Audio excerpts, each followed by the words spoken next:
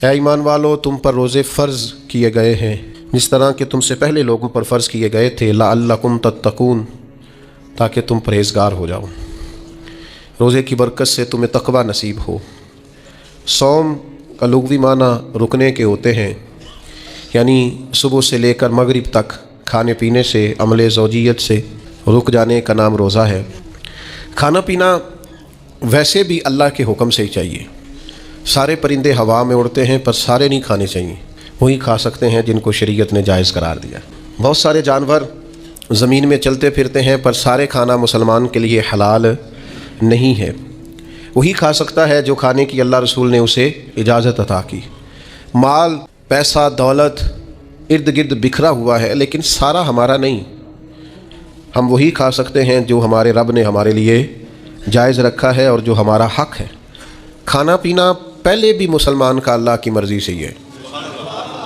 کا غافل رہا تو اس سے کچھ میسر آ سکتا، کچھ غفلت دور کرنی پڑی۔ اب دیکھیے ہمارے ہاں محفل ہوتی ہے، لوگ گلیاں سجانی شروع کرتے ہیں 1 یا 2 دن پہلے۔ کسی گھر میں شادی ہوتی ہے تو لوگ گھر کا آنگن، صحن، چھت اور سامنے والی دیوار سجانا شروع کرتے ہیں 2-3 دن پہلے، اس سے زیادہ نہیں۔ بڑی خاص بھی کوئی محفل ہو تو 1-8 دن پہلے لائٹنگ لوگ کرتے ہیں کہ پتہ چلے یہاں ذکر رسالت مآب صلی اللہ تعالیٰ علیہ وسلم کیا جائے گا اور یہاں حضور کے تذکار کیے جائیں گے۔ 2-4 دن پہلے اگر کہیں لائٹنگ ہو جائے تو لوگ کہتے ہیں یار کوئی کمال ہی بات ہے کہ اتنے دن پہلے یہاں اتنی روشنیاں نظر آ رہی ہیں، کوئی انفرادی کام ہے، اس پر نظر جاتی ہے۔ آپ ذرا رمضان کی شان تو دیکھیں، حضور فرماتے ہیں سارا سال جنت سجائی جاتی ہے۔ کس لیے؟ حضور فرماتے ہیں رمضان المبارک کے لیے سارا سال جنت سجا دی جاتی ہے، اس کو تیار کیا جاتا ہے رمضان کی سعادت افروز گھڑیوں کے لیے، ان مقدس ایام کے لیے جو لے کر رمضان سایہ فگن ہوتا ہے، اس کے لیے پورا سال جنت کو سجایا جاتا ہے، تزئین و آرائش کی جاتی ہے۔ اور رمضان آتا ہے تو کریم کے کریمانہ فیصلے ہونے شروع ہو جاتے ہیں۔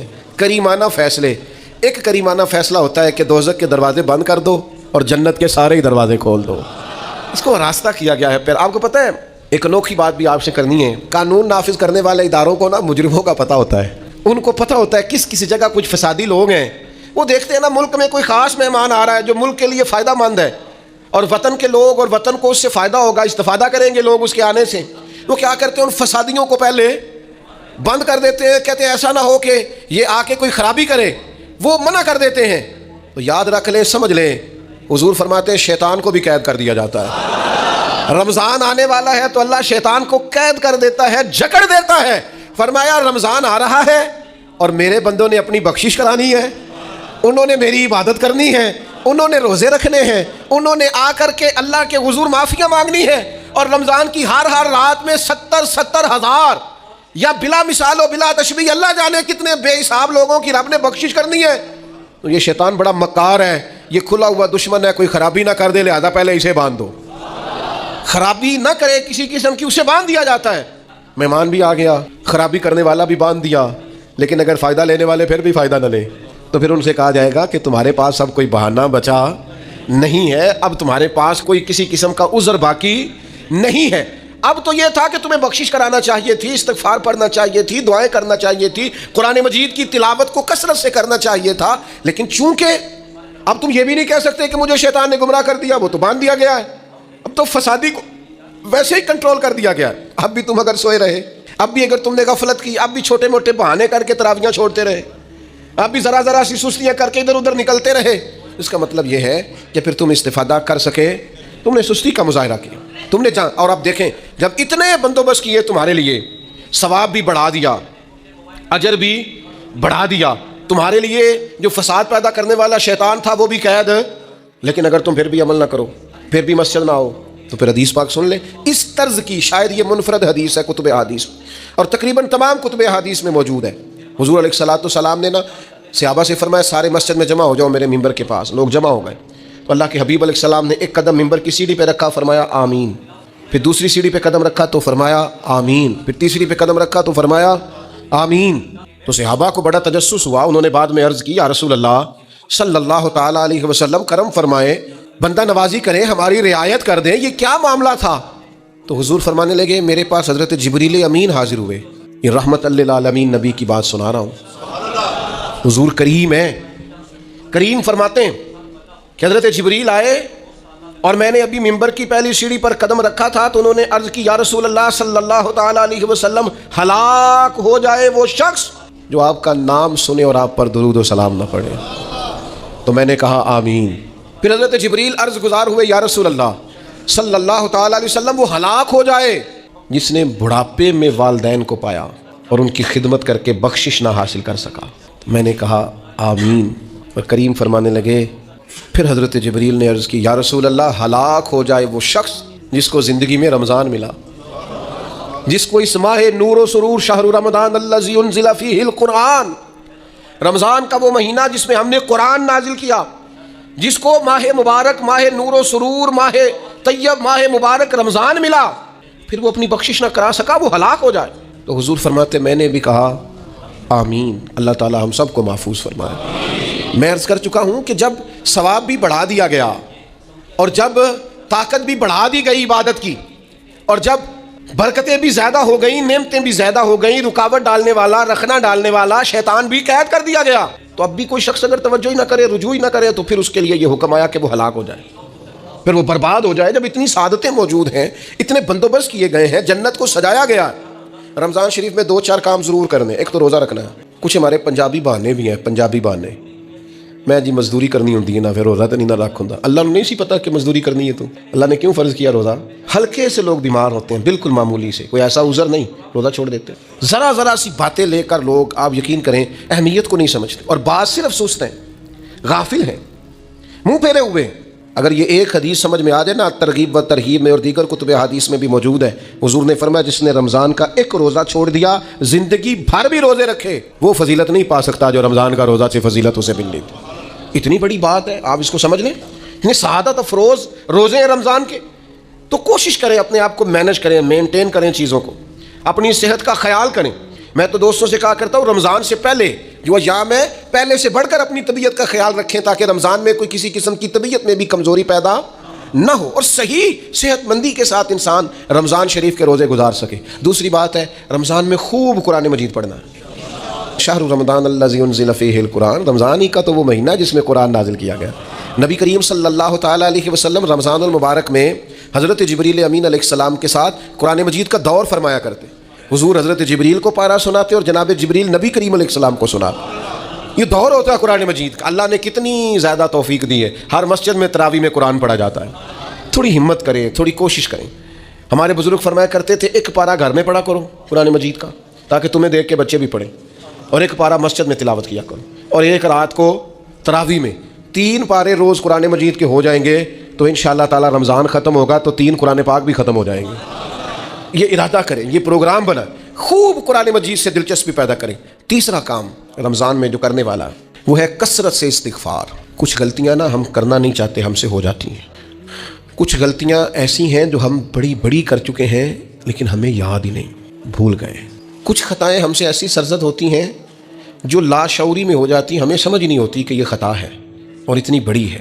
کسی شخص کو بعض اوقات کوئی ایسی بات کہہ دیتے ہیں کہ ہماری نظر میں وہ بات معمولی ہوتی ہے، پر وہ بیچارہ ساری رات سو نہیں سکتا. رمضان کا مہینہ ہے اپنے رب سے معافی مانگنے کا مہینہ، اس سے توفیق مانگنے کا مہینہ، اس کے حضور حاضر ہونے کا مہینہ. میں آپ کی خدمت میں عرض کروں، حضرت عائشہ صدیقہ فرماتی ہیں نبی پاک نے فرمایا صلی اللہ تعالیٰ علیہ وسلم جس سے اللہ نے قیامت والے دن حساب پوچھ لیا نا اس کے لیے مشکل ہو جائے گا. حساب بھائی یسیرہ یہ ہے کہ وہ مہربانی فرمائے اور فیصلہ جب کرے تو کرے ہی درگزر والا، فرمائے جا تجھے معاف کیا. رمضان کا خاص مہینہ ہے، سحری میں بھی دعا قبول ہوتی ہے، افطار میں بھی دعا قبول ہوتی ہے. صبح سے لے کے افطاری تک بندہ ہر وقت عبادت میں ہوتا ہے. تراویح کے بعد بھی دعائیں مانگے تو وقت قبولیت کا ہے. میرے بھائیوں رمضان کی راتیں بھی قبولیت کی، آخری طاق راتوں کی شانیں قبولیت کی، لیلۃ القدر قبولیت کی. اس دفعہ جھک نہ جائیں اس کی بارگاہ میں سجدے میں، رو رو کے معافی مانگ نہ لیں اس سے. ہم برے نہیں ہیں، چاہتے نہیں ہیں، پر ہمارے وجود سے کچھ غلطیاں ہو جاتی ہیں، ہمارے سینوں میں کچھ پچھتاوے ہیں، کچھ من میں باتیں ہیں. اس دفعہ اس کے حضور عرض نہ کریں کہ کچھ کمیاں رہ گئی ہیں، دل نہیں کرتا تھا ایسا ہو، پر انجان تھے، نہ چاہتے ہوئے بھی کمزوریاں ہو گئیں. رمضان آ رہا ہے، بڑا گولڈن چانس ہے، بڑا خوبصورت موقع ہے. بھائیو رمضان کی ہر سحری کے بعد رب سے معافی مانگیں. آپ کو پتہ ہے اتنی بڑی امت مسلمہ لیکن ہر گلی میں کمزور ہے، ہر جگہ رسوائیاں ہمارے ساتھ چمٹی ہوئی ہیں، ہم چاہ کے بھی اپنے بھائیوں کی مدد نہیں کر سکتے۔ میرے پاس ایسے ایسے جوان آتے ہیں جو کہتے ہیں ہمیں بتائیں نا ہم فلسطین کے لیے کیا کر سکتے ہیں، ہمیں بتائیں نا۔ یہ ہماری بے بسی، یہ ہماری غلطیوں کا نتیجہ ہے۔ تو خوب استغفار کریں، اپنی کوتاہیوں کی معافی مانگیں۔ رمضان کی ہر صبح میں، ہر شام میں، ہر دن میں، ہر رات مصلی بچھا بچھا کے عرض گزار ہوں کہ مالک تو ہمیں معاف فرما۔ اور میں آپ سے ایک اور بات بھی عرض کروں، شیخ ابو الحسن کو میں پڑھ رہا تھا تو روتے جا رہے تھے، روتے جا رہے تھے، روتے جا رہے تھے۔ ایک شام تو ان کے کچھ لوگوں نے ان سے کہا کہ حضور اس قدر زیادہ آہوزاری؟ تو فرمانے لگے میری بس اتنی خواہش ہے کہ جب میں اپنے رب سے ملوں نا تو میرا رب مجھے ناراض نہ ملے۔ تو میں ہر وقت اس لیے تڑپتا ہوں کہ میرے اندر جو کوتاہیاں مجھ سے ہو گئی ہیں میرا مالک وہ مجھے معاف کر دے۔ ہم نے کوشش کی ہے زندگی میں ماں باپ کی خدمت کرنے کی، لیکن نہیں، ہم سے ان کے حق ادا نہیں ہو سکے۔ کوشش کی ہے بہن بھائیوں پر توجہ دینے کی، لیکن حق ادا نہیں ہو سکے۔ چاہیے تھا اولاد کی تربیت بڑی شاندار کرتے، لیکن سہولتیں کچھ زیادہ دے بیٹھے، لاڈ پیار کچھ زیادہ کر سکے، ان کی تربیت کا بھی صحیح حق ادا اللہ نے عزتیں زیادہ دی تھیں، جواب میں ہماری خدمتیں تھوڑی ہیں۔ ہم اپنے رب کی بارگاہ کی حاضریوں کے بھی حق ادا نہیں کر سکے۔ اس نے ہمیں نوازا زیادہ ہے، ہمارا شکر کم ہے، ہم اس کا حق ادا کرنے کا کام یہ ہے میرے بھائیوں کہ رمضان میں خوب استغفار کریں۔ ہم سے جو کمیاں رہ گئی ہیں اس پورے ماہ مبارک میں اپنے مالک سے عرض کریں کہ مالک اس ماہ مبارک میں جنہیں تو معاف کرنے والا ہے ان میں ہمارے بھی نام شامل فرما، ہمارے بھی نام شامل فرما۔ اور بھی عرض کرنی ہے، ان کے لیے بھی دعائیں کرنی ہیں رمضان میں جو ہم سے بچھڑ گئے، جو مٹی تلے جا کے آرام فرما ہو گئے۔ یہ رمضان مبارک چونکہ بخشش مانگنے کا مہینہ ہے، اللہ کے حضور معافی مانگے ان کے لیے بھی، ہمارے اپنوں کے لیے، ماں باپ کے لیے، عزیز و اقربا کے لیے، کہ اللہ کریم ان کی قبروں کو بھی ٹھنڈا کرے، ان کے حال پہ بھی رحمت کی نظر کرے، ان کے لیے بھی مالک آسانیاں کرے۔ خوب دعائیں مانگیں رمضان میں، خوب دعائیں۔ اور جو محتاج ہیں، جو تنگ دست ہیں، جو غریب ہیں، جن کو زمانہ گزر گیا ہے، دوستوں کو، احباب کو، مخیر حضرات کو متوجہ کرتے ہوئے وہ بھی تھوڑی توجہ کریں۔ اس سال رمضان کے ماہ مبارک میں دنیا داروں کو چھوڑ کے رب کی طرف متوجہ نہ ہو، اس کریم کی بارگاہ میں اپنی ساری تکلیفیں بیان نہ کریں۔ بیمار بھی آئیں، مقروض بھی آئیں، تنگ دست بھی آئیں، بے اولاد بھی آئیں، کمزور بھی آئیں، سارے جھکیں، روزہ رکھ کے، تراویح پڑھ کے، قرآن پڑھ کے، اپنے سارے دکھ اپنے مالک کے حضور بیان کر کے اس ماہ مبارک کی ہر رات میں اس سے بخشش کا سوال